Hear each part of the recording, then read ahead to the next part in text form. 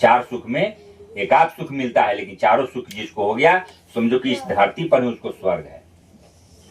स्वर्ग नरक यही है, आपका कर्म के अनुसार यही फल मिलेगा। इसलिए आपको अच्छा कर्म करना होगा। एक महात्मा जी जा रहे थे तो गांव में पेड़ था, उसके पास थोड़ा बैठ गए, तो जहां पर बैठे वहां वेश्यालय था, वेश्या का मकान था। तो ध्यान घुमाए तो लिखा हुआ था वेश्यालय। महात्मा जी सोचे कि गलत जगह पर बैठ गया, फिर सोचा चलो भाई। कुछ देर के बाद वहां बैठे थे, बहुत गर्मी था, तो एक आदमी उस गांव में गुजर गया। तो उधर से जो वेश्या जो थी वह निकला, उसका बेटी भी निकला। क्या हुआ? तो बोला सबकी मर गया मर गया। तो बेटी को बोला कि बेटी तुम जाओ तो देखो तो स्वर्ग में गया कि नरक में गया वो आदमी। तो उसका बेटी गया, जा करके कुछ देर महात्मा जी सोचे कि हमको भी मालूम नहीं कौन स्वर्ग में कौन डायरेक्ट से, इसको किसी जानकारी हुआ, गलत काम करने वाला किसी जान गया। महात्मा जी मन में सोच रहे हैं। थोड़ा देर के बाद घूम घाम को लड़की आया, तो माँ गेट पर बैठा था, महात्मा जी भी वही कान दिले थे, सोच रहे थे क्या बोलता है। तो माँ उसको बोला कि देख क्या गया, स्वर्ग गया कि नरक? वो बोला कि स्वर्ग चला गया। महात्मा कह के चला गया अंदर। महात्मा जी सोचे कि वो क्या करे, समझ में नहीं आ रहा है, कैसे स्वर्ग बता दिया भाई, कैसे नरक होगा इसको, जबकि रात दिन इसका पैसा है गलत। ऐसे ही महात्मा जी सोच ही रहते कि 10 मिनट के बाद फिर आवाज हो गया कि एक और आदमी मर गया गांव में। तेरी के महात्मा जी सुनी कि अच्छा। फिर वो गया, फिर भेजा, जाओ तो देखो अब ये आदमी कहाँ गया, स्वर्ग की नरक। तो जब गया था आने में देर हो गया। महात्मा जी बहुत टाइम लगा, क्या बात। बहुत देर के बाद जब आया तो बोला कि माँ को सुना के बोला, महात्मा जी को सुना ही के बोल रहा था लड़किया। तो बोला माँ वो तो नरक में चला गया। तो नरक में चल गया। तो महात्मा जी बोले बेटी रुको, कैसे स्वर्ग में पहला वाला आदमी गया, आबर जो गया वो नरक में कैसे चल गया, हमको बताओ। तो वैसा बहुत कस के हंसी। महात्मा जी इसमें दिमाग की क्या जरूरत महात्मा जी। जब हम, लड़की बोला कि जब हम गया पहला बार में तो सब आदमी, आसपास के सब आदमी जाते जाते जितना मिला सब उसके लिए जो है खेद व्यक्त कर रहा था। बहुत अच्छा आदमी था, हे भगवान, बहुत अच्छा आदमी था, बहुत भलाई करता था, गरीब की मदद करता था, असहाय को सहायता करता था, किसी गरीब को शादी है तो उसमें मदद करती। आदमी मर गया थे भगवान, बहुत दुख। और वहां गया तो सब आंसू गिरा रहा था। तो महात्मा जी जिसके लिए यहाँ पर खेद व्यक्त किया जा रहा है और जिसके लिए समाज आंसू गिरा रहा है, तो उसके लिए स्वर्ग समझ को स्वर्ग गया, गलत जगह पर नहीं गया। और दूसरा बार में गया तो घर से निकला तो सब उसका गाली दे रहा है, इसको आओ पहले मर जाना चाहिए, बहुत खतरनाक आदमी, बहुत सताया है, हर प्रकार के कुछ गाली दे रहा था। तो जब महात्मा जी उसके लिए अच्छा शब्द कोई बोल ही नहीं रहा था, तब बोलिए महात्मा जी उसका क्या, उसका तो नरक ही है ना। महात्मा जी हाँ ठीक लगा। तो कर्म का फल मिलेगा आपको, मुंह पर भले कोई न कह दे, पीछे में जो आपको बड़प्पन करे कि ना आदमी बहुत अच्छा है, संस्कारी है, तो समझिए कि आपके लिए रास्ता स्वर्ग का क्लियर हो रहा है।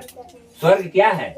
स्वर्ग में जितना दिन आपने अच्छा कर्म किया है उतना दिन मिलेगा स्वर्ग, फिर तो आपको यहीं आना पड़ेगा। और सदगुरु महाराज जो बतलाते हैं, जो मार्ग दिखलाते हैं, वो स्वर्ग नहीं है, अपवर्ग है। वहां जाने के बाद पुनः नहीं आना पड़ेगा।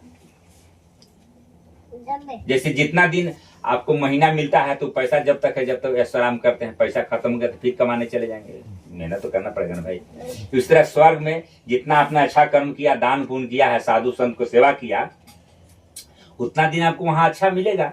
तो खत्म होगा तो फिर तो यही चले जाओ, तुम्हारा खत्म हो गया, फिर बटरो, है कि नहीं।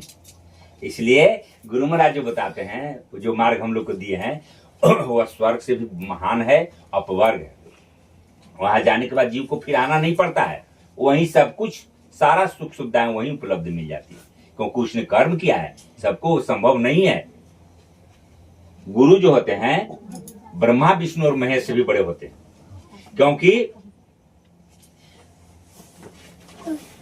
एक गुरु जो है वह जैसे केवट होता है, तो नाव को पार करने के लिए हम लोग केवट के पास जाते हैं ना, नदी पार होना है तो केवट को पकड़ेंगे, वहां नाव रहता है और हम लोग को ना खेप करके नदी को पार कर देता है।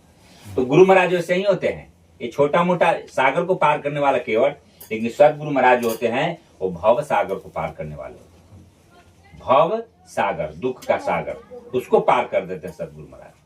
इसलिए हम लोग को जो गुरु महाराज जो होते हैं, हम लोग को मानव बनाने का काम करते हैं। हम लोग सही मानव नहीं है।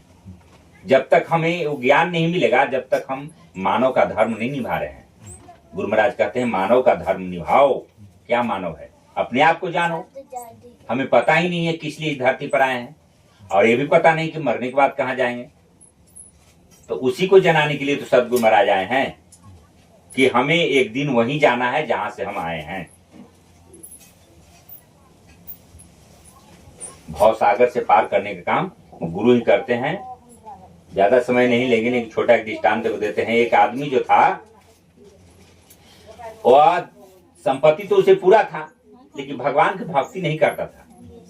भगवान ने इतना संपत्ति दे दिया उसको अंधा बना हुआ था। नारद भगवान ने एक दिन उसके दरवाजे से गुजर रहे थे नारद भगवान।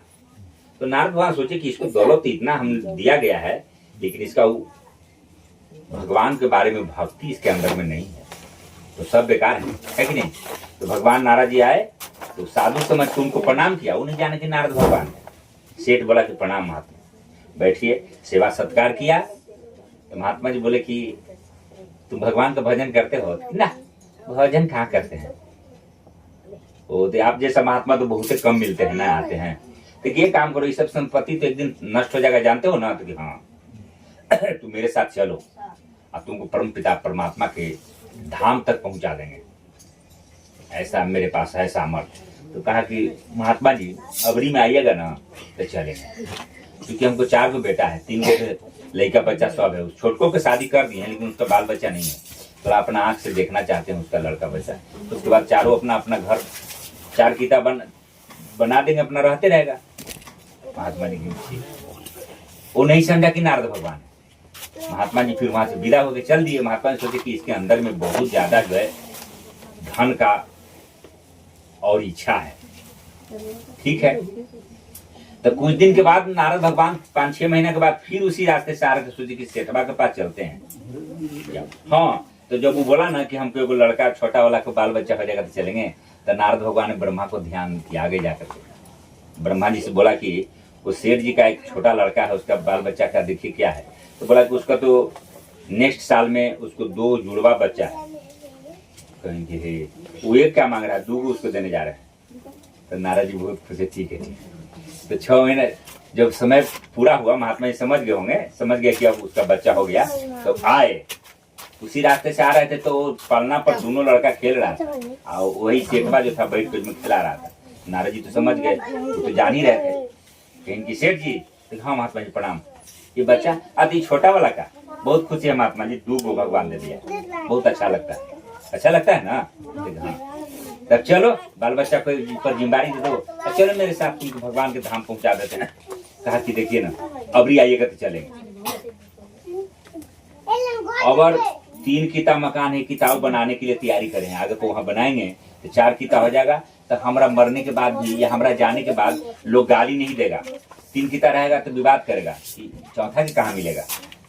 कोई पर्ती में जाएगा क्या, तीनों को बना दिया हो कि नहीं बनाया, उसको बना के चले। महात्मा जी खूब बढ़िया से बिल्डिंग बना लो तो चलेगा ना। हाँ, यानी कहने का मतलब कि आदमी को इच्छाएं अनंत होती है, कभी पूरा किसी को नहीं होता। एक इच्छा पूर्ति के लिए दूसरा खड़ा हो जाता है। तो भगवान तो आगे चल गए। नारद भगवान जाके ध्यान किए। ठीक है, देखते हैं। 6 महीना के अंदर में उस बिल्डिंग को तैयारी करवा दी। तब तो उनका कृपा है ना भगवान का। 6 महीने के बाद फिर नारद जी उधर से आए तो बिल्डिंग जहाँ बताया था वहाँ तैयारी हो गया। समझ गए तो सेठ जी मिला। इनकी सेठ जी थे, हाँ प्रणाम। लेकिन कुछ दंड जैसा किया, झुक के नहीं किया। पहले झुक के करता था। हाँ महात्मा जी प्रणाम। मैं इसके अंदर में अभिमान आ गया। कहा कि चलोगे ऐसे आ गए। सेठ जी बोला था ना कि तक वो रउआ रखा था, दूध में रुआ मार दिया। तो इसमें भिखारी हैं, तुमको खाने पीने का ठिकाना है न, तुमको घर द्वार है, तो इसमें भिखारी बनाए क्या भोगे कि नहीं। ये सब ऐसा आराम के लिए करेंगे।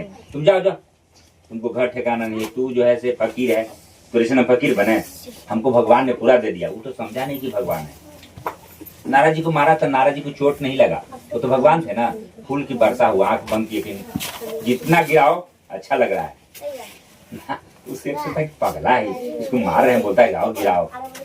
क्या समझ में आता है। वो तो भगवान थे, उनको तो फूल के वर्षा हो रहा था। जब नारद जी आगे गए